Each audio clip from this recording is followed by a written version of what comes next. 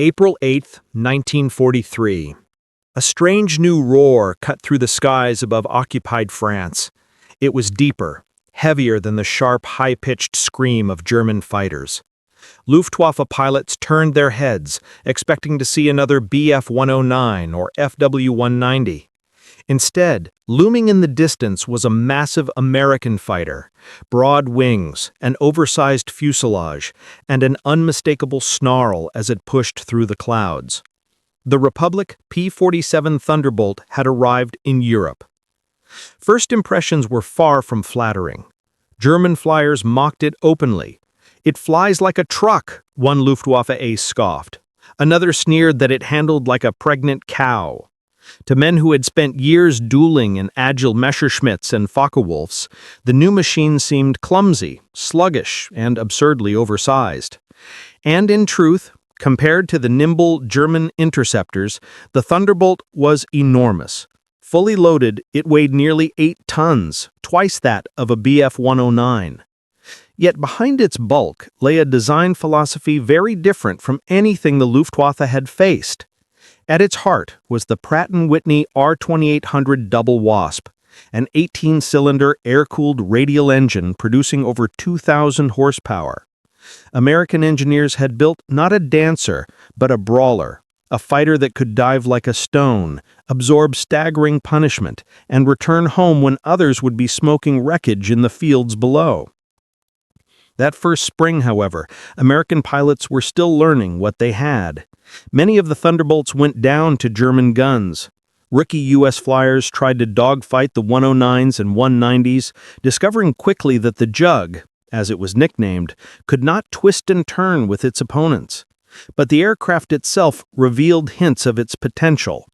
It could outdive anything in the sky, plunging earthward at speeds that snapped wings off lighter fighters. Its 8.5 caliber Browning machine guns could chew apart a target in seconds. And when a Jug was hit, it often kept flying. Oberleutnant Ralph Hermischen of Jagdgeschwader 26 remembered his shock when his cannon shells slammed into one of the new American machines, only to watch it lumber on. "A fighter that can take this kind of beating and still fly," he admitted grimly, "is a serious opponent." Slowly, lessons were learned. American squadrons began adopting tactics suited to their heavyweight steed. Boom and zoom, slashing attacks from above, never turning with the nimble Germans, but striking hard and then diving away. It was a painful education, but with every mission, Thunderbolt units grew tougher. The Germans had dismissed the Jug at first sight, but beneath its ungainly frame was a storm waiting to be unleashed. The Allies had brought to Europe not a duelist's rapier, but a hammer, and in time the Luftwaffe would feel its crushing weight. For now, though, in that spring of 1943, the P-47 was still just beginning its bloody apprenticeship in the skies of Europe, an apprenticeship bought with the lives of young American pilots. The Thunderbolt had announced itself, but proving it in battle was another matter.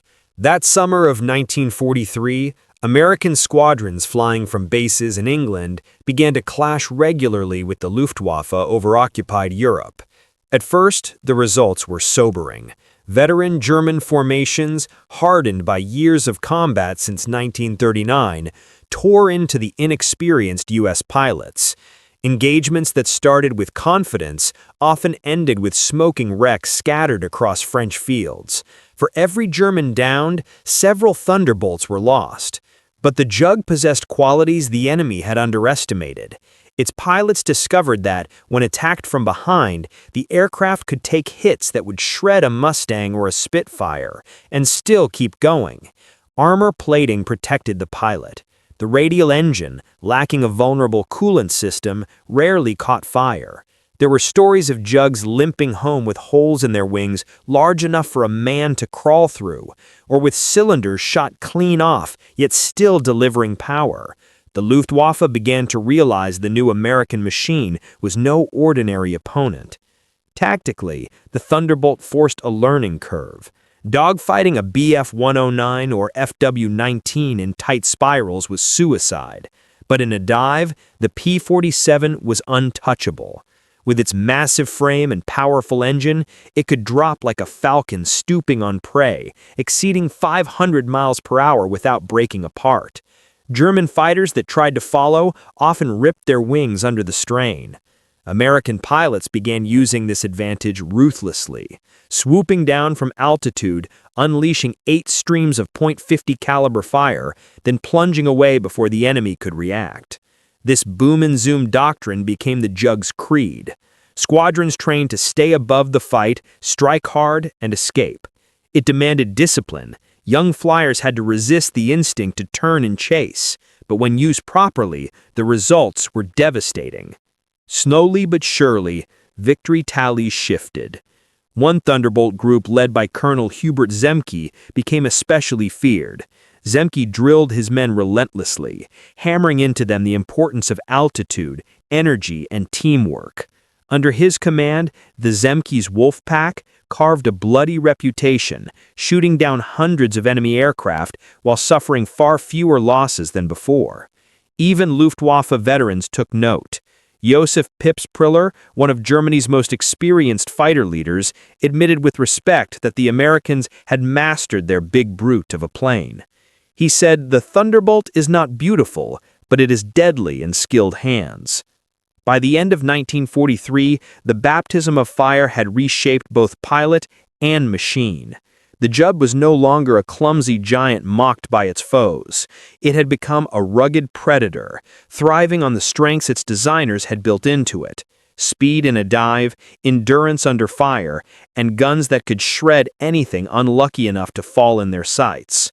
Slowly but surely, the learning curve was turning ordinary American flyers into hardened veterans. By late 1943, the Americans had begun to unlock the full potential of the P-47. What had once seemed a liability was proving a weapon of extraordinary value. The Luftwaffe, which had dominated European skies for years, was suddenly facing a new challenge: waves of Thunderbolts escorting bombers deeper and deeper into the Reich. For German pilots, the bomber streams were already a nightmare. Hundreds of B-17s and B-24s plowed through the air, bristling with defensive guns. To attack them meant flying through torrents of .50 caliber fire, hoping to land a crippling blow before being cut apart.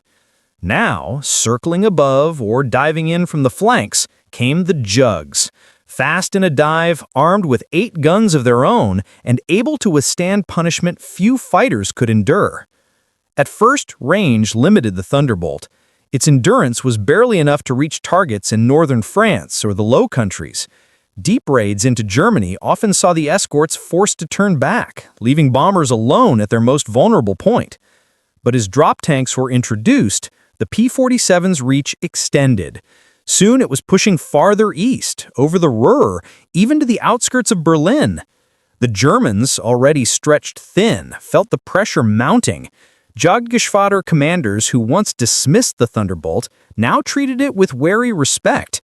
The Jug might not turn inside a 109, but it could dive out of reach, climb with determination, and, most dangerously, stay in the fight after absorbing incredible damage. American pilots, hardened by months of combat, exploited this to the full. Stories circulated of Jugs bringing their pilots home with half a tail shot away, or returning across the channel trailing smoke and oil, but still flying true. Confidence grew. Squadrons that had once been hesitant now sought battle eagerly. Colonel Hubert Zemke's Wolfpack embodied this transformation. His unit, schooled in discipline and aggressive tactics, began racking up victory after victory. They struck from altitude, broke up bomber attacks, and tore into German formations with slashing dives. For every loss, multiple enemy machines fell. Zemke himself became a legend, respected even by his foes. The Thunderbolt's reputation spread across both sides. German intelligence warned pilots to respect the Jug's firepower and toughness. American crews, once skeptical of their 7-ton milk jug, now praised it as a guardian angel. For bomber crews, seeing the broad-winged fighter overhead meant hope. They knew someone was watching their backs. By the close of 1943, the balance in the air was shifting. The Luftwaffe still struck hard, but its victories came at greater cost. The United States had not only matched Germany in the skies, but was beginning to outproduce and outlast it. With every passing month, more Thunderbolts roared into action, and more American pilots learned how to wield them. The tide of the air war was turning, and with it, the future of Europe. By early 1944, the Thunderbolt story entered its second, devastating chapter. What had begun as a heavy escort fighter was now being unleashed in a new role: low-level attack. With the Luftwaffe weakening and Allied bombers striking deeper into Germany, the U.S. Army Air Forces realized the Jug's ruggedness made it ideal for a mission few aircraft could survive: smashing targets on the ground. Armed with bombs, rockets, and its trademarked 8.50 caliber guns, the Thunderbolt became a terror for German troops, convoys, and rail lines. Squadrons swept low over occupied territory, hammering supply columns, strafing airfields, and shattering trains. Its firepower was overwhelming. Machine gun bursts stitched across trucks and tanks, while rockets turned bridges and armored vehicles into burning wrecks. The Luftwaffe called these raids Terrorflüge, terror flights. Soldiers on the ground dreaded the sudden snarl of the Jug's radial engine diving upon them. Survivors described the sky darkening as formations of Thunderbolts screamed down, unleashing destruction before climbing away to strike again. No road, no railway, no column of armor was safe within their range. What made the Thunderbolt particularly fearsome was its ability to endure punishment at low altitude. German flak batteries filled the sky with explosions, and small arms fire peppered the aircraft constantly. Yet the Jug, with its armor and radial engine, shrugged off damage that would destroy lighter planes.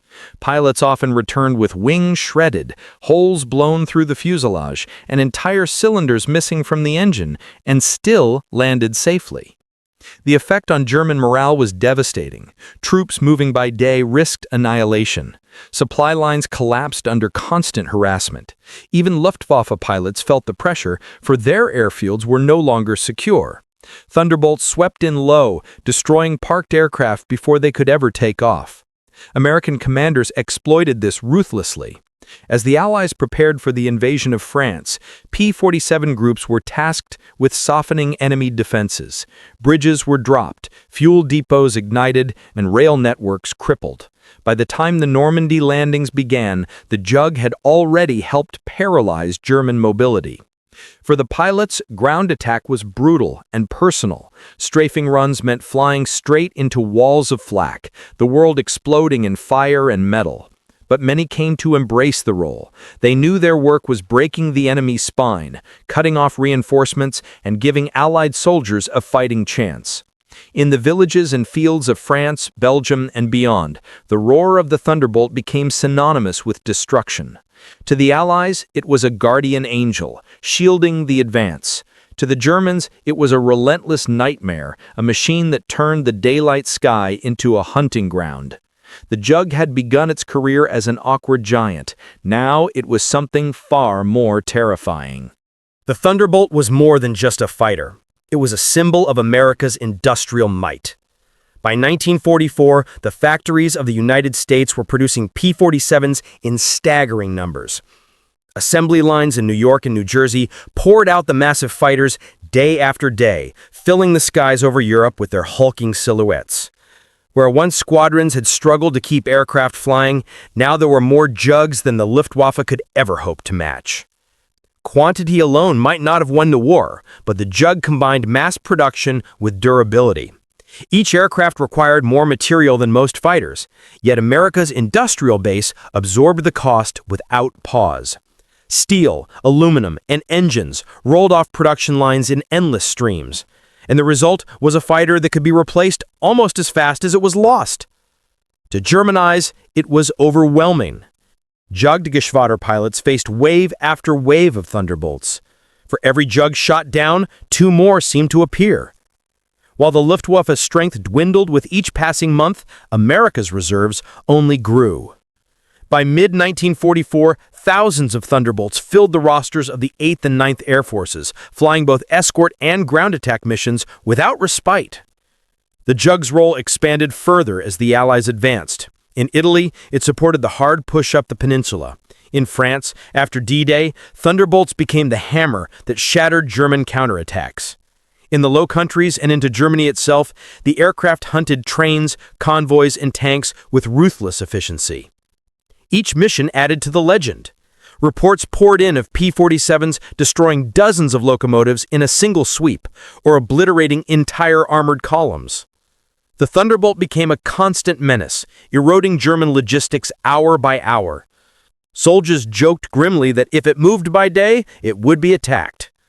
The psychological impact was as devastating as the physical. German troops began to fear open roads and rail lines, knowing the Jug might strike at any moment. The mere sight or even the sound of its engine could send columns scattering for cover. For American pilots, there was pride in flying a machine that seemed unstoppable. The cockpit was large, the engine powerful, and the weapons fearsome. Many called it the best friend a pilot could have because it brought them home even when riddled with holes. By late 1944, the Luftwaffe was collapsing under the combined weight of Allied air power, and at the heart of that pressure was the Thunderbolt. Built in overwhelming numbers, flown with growing skill, and capable of roles far beyond its original design, the Jug had become not only a fighter, but a blunt instrument of industrial warfare. Wherever the Allies advanced, the Jug's shadow loomed above. What finally secured the Thunderbolt's place in history was not simply the number built or the missions flown, but the impact it left on both the war and the men who flew it. By the end of 1944, the P-47 had evolved from an awkward newcomer to one of the deadliest aircraft in the Allied arsenal. It escorted bombers, broke the back of the Luftwaffe, and scourged German armies on the ground. Few machines embodied so completely the fusion of American industry, firepower, and resilience. Pilots who once doubted the Jug grew to revere it. Gabriel "Gabby" Gabreski became America's top ace in the European theater at its controls, racking up 31 victories. Robert Johnson survived missions where his aircraft came back riddled with hundreds of holes, yet still carried him safely home.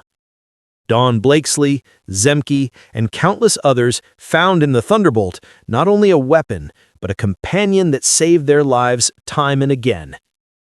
German opponents, too, acknowledged its power. Luftwaffe veterans remembered the frustration of watching Thunderbolts dive away faster than they could follow, or absorbing punishment that should have sent them crashing. The dismissive jokes of 1943 had long since vanished. In their place was respect, grudging but real, for a fighter that refused to die. Even beyond Europe, the Jug proved its worth. In the Pacific, P-47s supported operations in New Guinea, the Philippines, and Burma, where their toughness was equally valued. Though eventually overshadowed by the longer-ranged Mustang, the Thunderbolt never disappeared.